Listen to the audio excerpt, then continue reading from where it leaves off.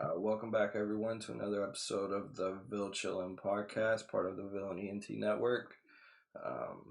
My name's Aaron. My name's Jack. We have a short, sweet show today.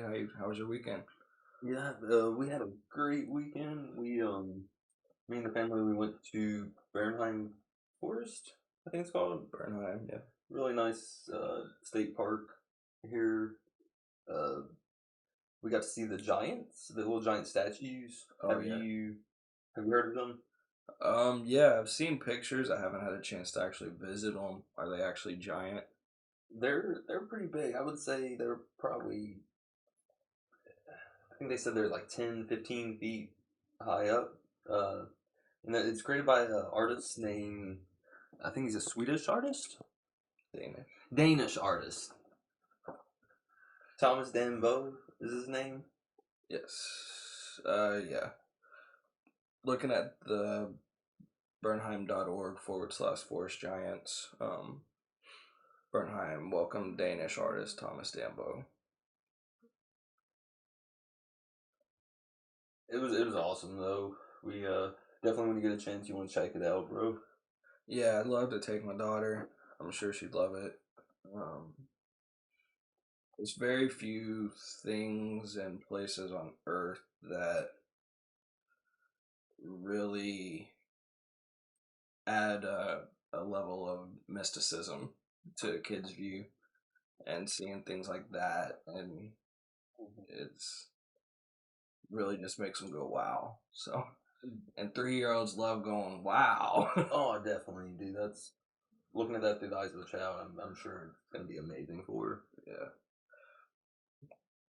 How about you, bro? What'd you do last weekend?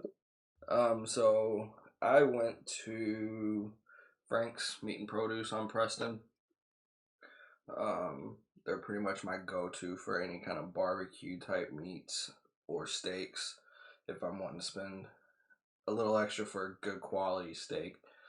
So this weekend I picked up a 9-pound pork butt and smoked it for 12 hours on Friday. Turned out really, really good. I'll have to throw a picture up in here or something, but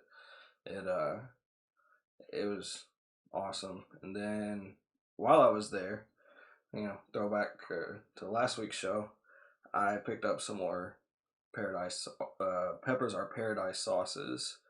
I got the Scarlet Stinger, and the wife made me do it. So the wife made me do it is basically the same base as the Ghost, but it uses much more mild peppers because his wife wanted a sauce that didn't destroy her mouth but still had the fruits and stuff in it. I like it. So that's why I called it My Wife Made Me Do It. And then the Scarlet Stinger still has like the same fruit base, I think, but it actually has Ghost, Scorpion, and Reaper pepper in it. So I haven't had a chance to try either of them yet. I'll have to report back next week.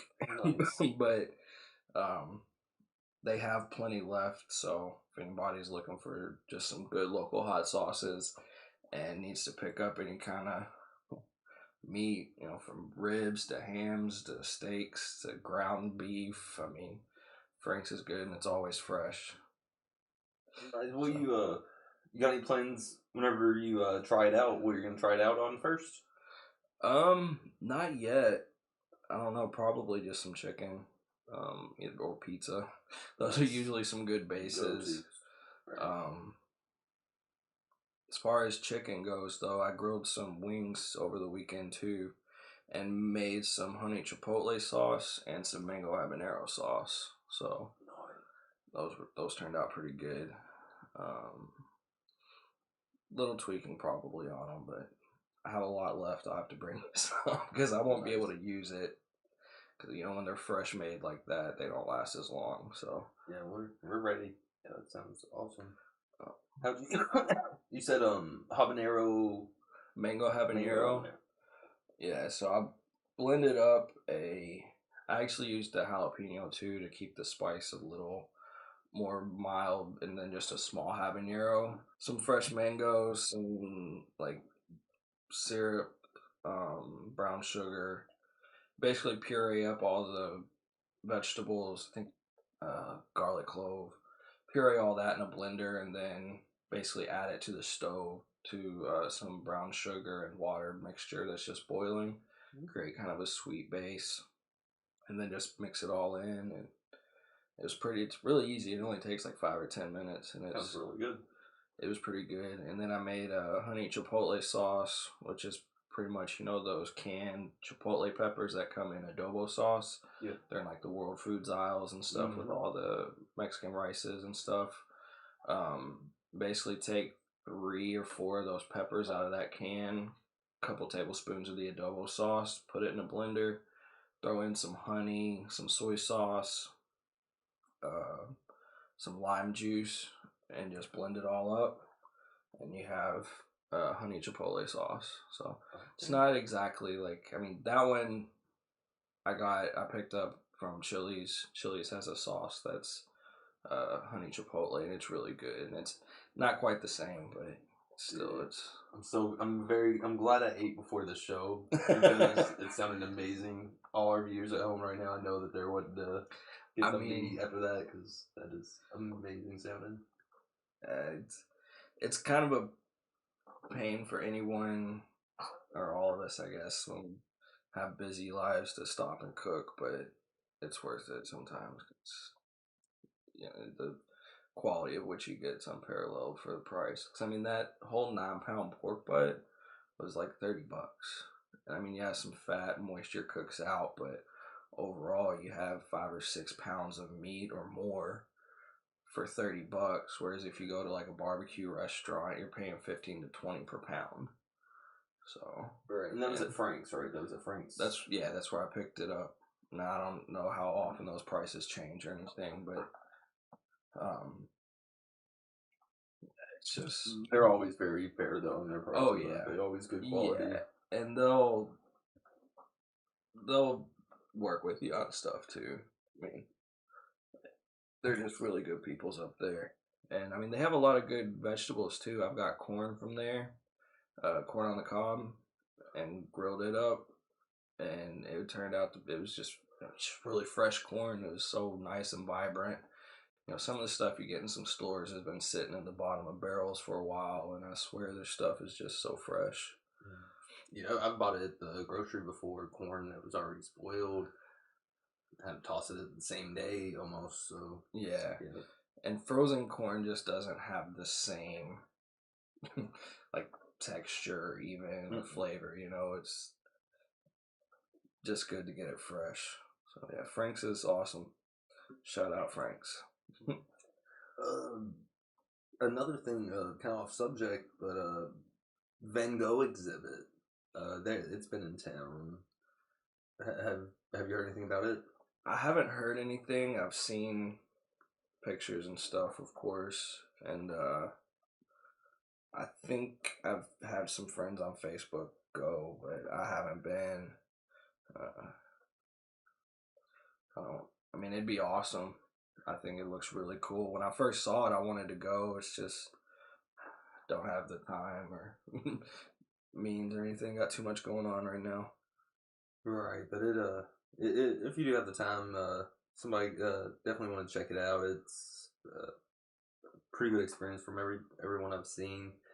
It goes into the life of the artist and kind of some of his difficulties, like with mental illness and stuff. So it's just really cool. My friend said they went there just to kind of see that and kind of connect with artists on that level.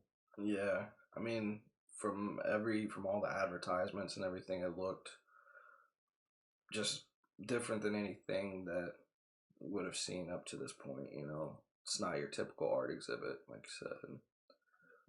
It's not just paintings on a wall or. Kind of reminds me of 21C. I have no idea what that is. It's a museum. Okay. It's the only 5-star hotel in Kentucky, and it's right downtown Louisville. You'll be able to recognize it because there's usually a limousine with a limestone. It's like engraved with limestones, I think, or something. Or I don't even know exactly what that is, but there's a free. It's a hotel, bar, restaurant, and there's a free museum Gotcha. in there as well. And there's a room where there's a bunch of fluorescent, trippy, like psychedelic things on the wall, right? With black lights, fluorescent. Okay. And it definitely has that feel. It kind of, whenever I was looking at the videos of the Van Gogh exhibit, it kind of reminded me of that. So, to any of our viewers that don't have the money or the funds to check out the Van Gogh exhibit, because it is a little pricey, but it's definitely worth it. Check out 21C. In the basement, there's an awesome art museum, and you'll be able to get some of the same kind of that same immersive kind of feeling from that as well. Awesome, man. Have you checked out any of the exhibits here lately? No, kind of waiting on my daughter to get a little bit older, to where she can appreciate that kind of stuff, because that makes it difficult with her only being 3. We're mostly going to like the zoo. Oh, Yeah, definitely, but the yes. zoo's still an awesome place. They have a lot of awesome events that go on too. I wanted to take her to the lantern thing, but never got a chance, and I think it's over or ending very soon. I'm not 100% sure. The lanterns? Mm-hmm. What's that? The lantern glow at the zoo. So, their normal hours are to like 5, and then starting at like 6 p.m., they would start letting people in, and they had the lantern glow around the whole zoo for a. Can't remember what the theme was exactly, but I mean, it was kind of cool because even just going during the day, you still saw all the lanterns set up. They don't take them down, of course, but at night they would light them up, and you got to see some of the exhibits at night. So I wanted to take her, but never got a chance. It would have been cool though. Do you think she's that'd be really neat? I wish I definitely want to take the time to check that out. Do you think she's old enough for the science fair? Or, I'm sorry, the science The museum. science museum, that's been on my mind. Um, I think so, because they have a section for younger kids, anyways, and then I mean, I have fun in that place, so Right. it's fun. That's truly fun for all ages. Man, I know. As a grown man, I've had been pulled out of that place before. Okay, Yeah, it's like, a good time. come on, gotta keep going. Um, oh, so I just pulled up the zoo's website to see if there was anything about the lanterns, and I think it is closed. But scroll down. Apparently, they have brew at the zoo and wine too on August 27th. Okay, so you can get drunk with the zebra. It From sounds like 5:30 to 9:30. Up 21 and over events. So if anyone wants to, I guess, sample some beers and wines, then hang out with some animals. And if somebody frees the polar bears on Bro, that night, we know why. I'm sitting here thinking, man, like they're gonna close off the lion exhibits and stuff, right? Because there's gonna be that one person. Nah, that just sounds interesting. I mean, they got to do what they can for fundraising, and that's gonna draw a crowd. So uh, at least they do say no kids allowed, so kids will not be able to sneak any alcohol or anything, and no parents will be responsible for their children at the event. So that's cool of them to at least limit it to that, because you see some like brew gardens in places or beer gardens at events, and kids are running around. You see the little teenagers picking up the half empty cups. You know what I mean? Like, come on. And then you wonder why Tima fell in the zebra pit, Right. because Right. Dad was drunk. Oh man, that is cool though. So the zoo is always a good place. And like you said, the science center, I definitely want to try to get her into that.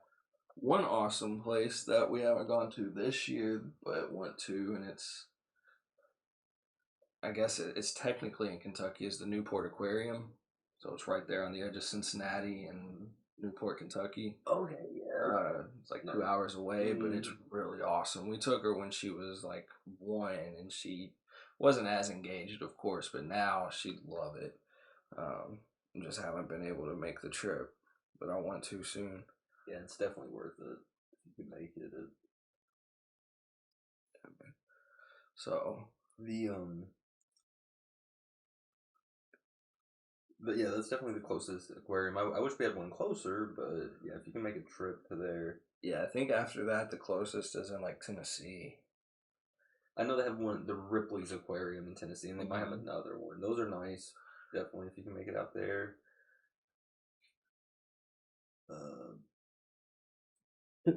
All right. So now that we've covered random places and events all around the city and the state, did you see the latest news about the Hillbillies? What's going on with them? They just crossed 1 million plays on one of their songs, "Whiskey." Okay.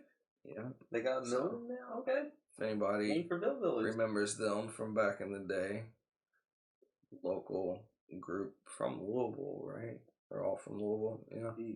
Well, the band was at least formed in Louisville.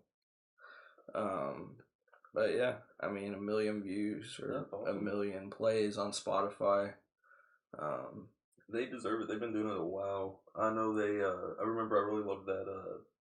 They were featured on a song with Nappy Roots. My old Mighty Home. Yes, love that. I still play that every now. That's great. Yeah, that's pretty awesome. So it's good to see that artists from Louisville are persisting through generational gaps, even if it's in small ways like that. Like, they're obviously not getting the plays that like Jack Harlow is right now, but it's all a journey. Like, who knows, they in a large way could have helped pave the way for somebody like Jack Harlow to get his exposure in Louisville. Right, and that's all it takes. Tomorrow we could hear Jack Harlow, and I'm totally guessing, I'm making this up. Tomorrow we could say that he was inspired by the Hillbillies or something like that. That's one of the local acts that he was listening to growing up, and then that could give him another 1 million views tomorrow. So, keep it up, guys. That's awesome.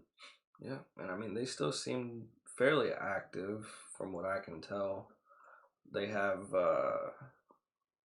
records out as recent as 2016, so and they've been in Leo numerous times throughout the years, so. What's Leo?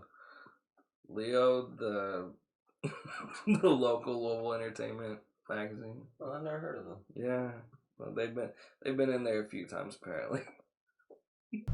I guess that's all for today. Be blessed. Bless someone around you. See you next week.